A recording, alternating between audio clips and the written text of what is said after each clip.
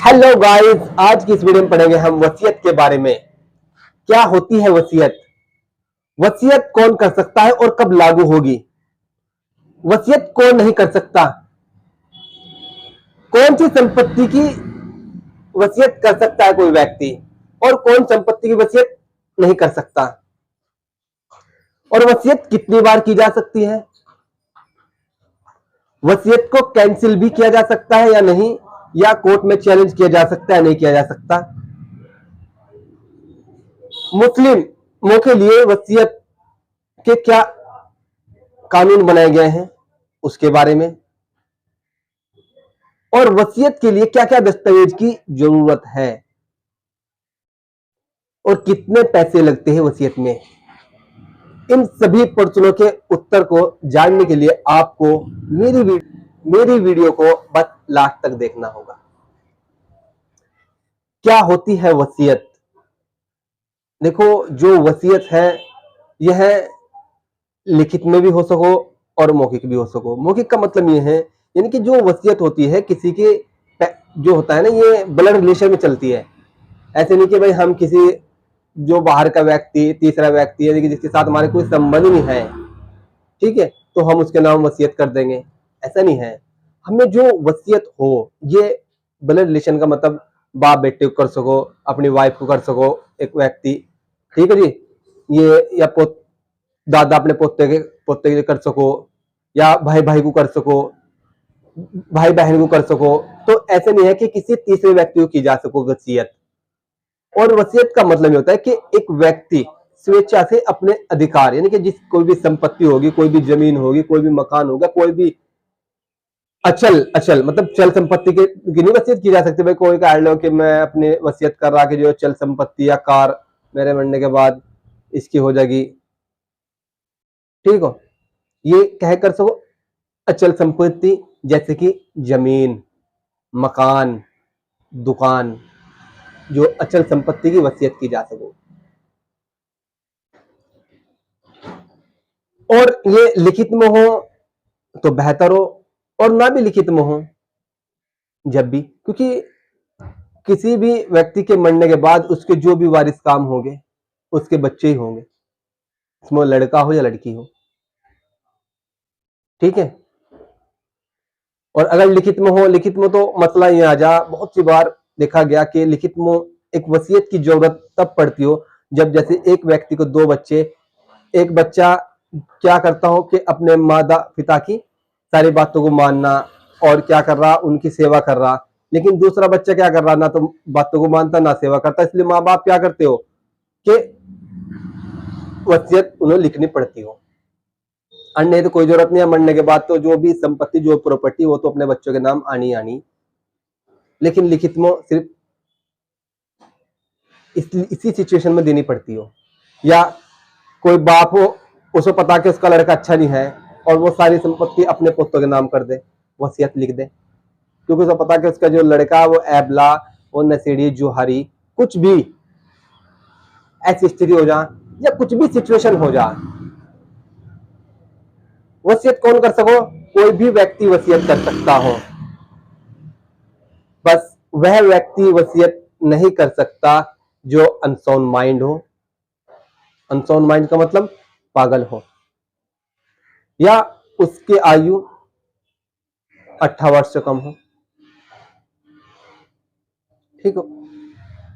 या वसीयत के टाइम कोई स्वस्थ व्यक्ति, वसीयत के समय उसका दिमाग संतुलन में ना हो।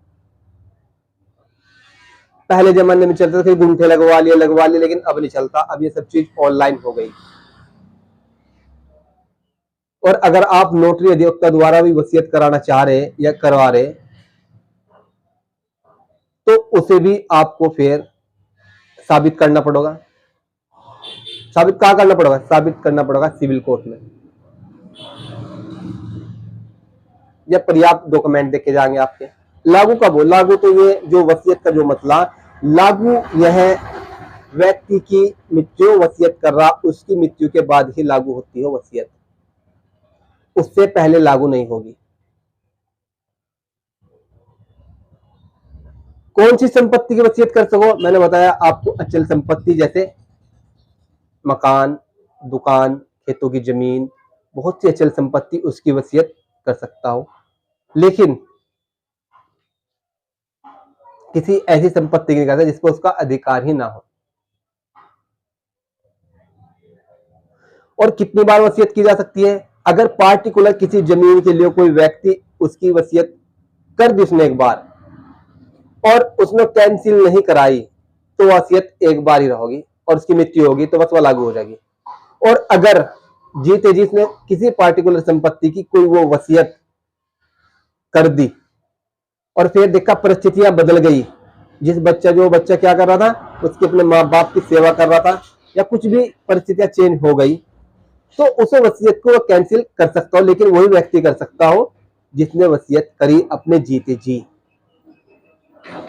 और उसको कैंसिल कराने के बाद वो अन्य वसीयत भी लिख सकता हो उसी संपत्ति की, यानी कि लेकिन होगी कैंसिल कराने के बाद।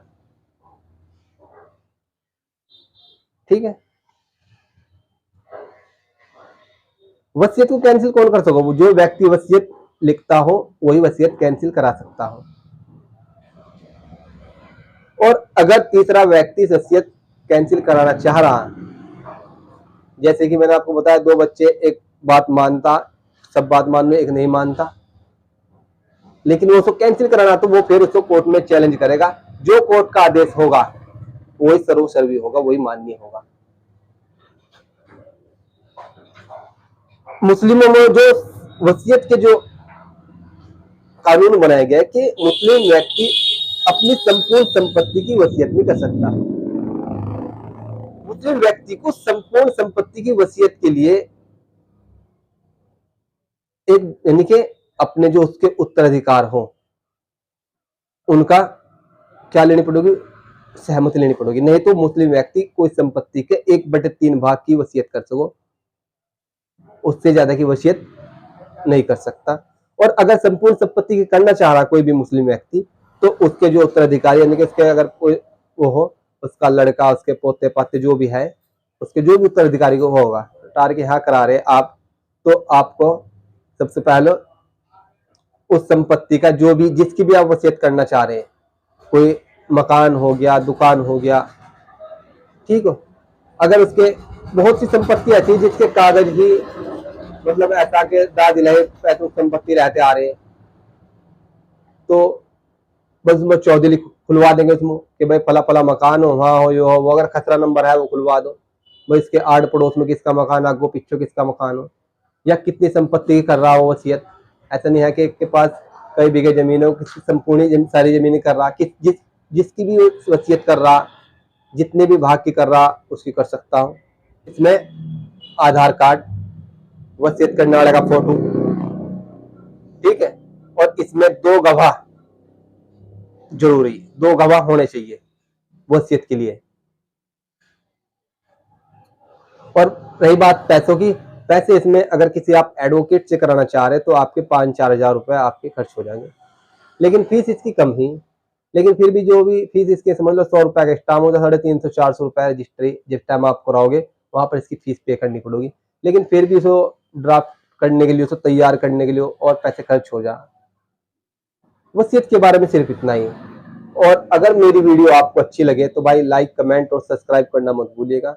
और आपको लॉ से रिलेटेड या ऐसी जानकारी कुछ भी आपको चाह रही तो आप मेरे कॉन्टैक्ट नंबर पे कॉल कर सकते हैं। ठीक है, आपका दोस्त तारिक एडवोकेट।